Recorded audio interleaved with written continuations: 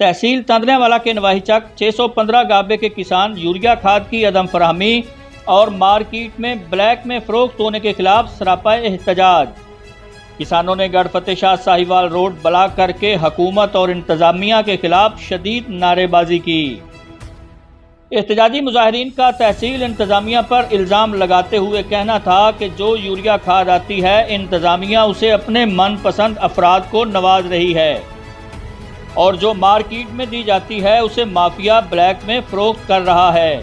ऐसे में छोटे किसान कहां जाएं? इस हवाला से एहतजाजी मुजाहिरीन का मजीद क्या कहना था, सुनते हैं उन्हीं की जुबानी। क्या इन्हों ये सोचना चाहिए है और असी लोग इन्होंने सोचने ते मजबूर करसा है। अपना हक लेना है। असी जिमींदारों ने अपना इस्तेहसाल नहीं करना, असी नहीं होवन देना।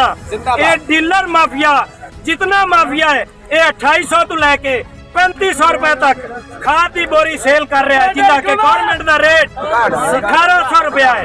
एक गढ़ दे जितना डीलर माफिया इन्हों के खिलाफ इदारे नू, इंतजामिया नू, महकमे नू कानूनी कार्रवाई करनी चाहिए और इन्होंने लोगों नू इन्हों अपना हक देना चाहिए है।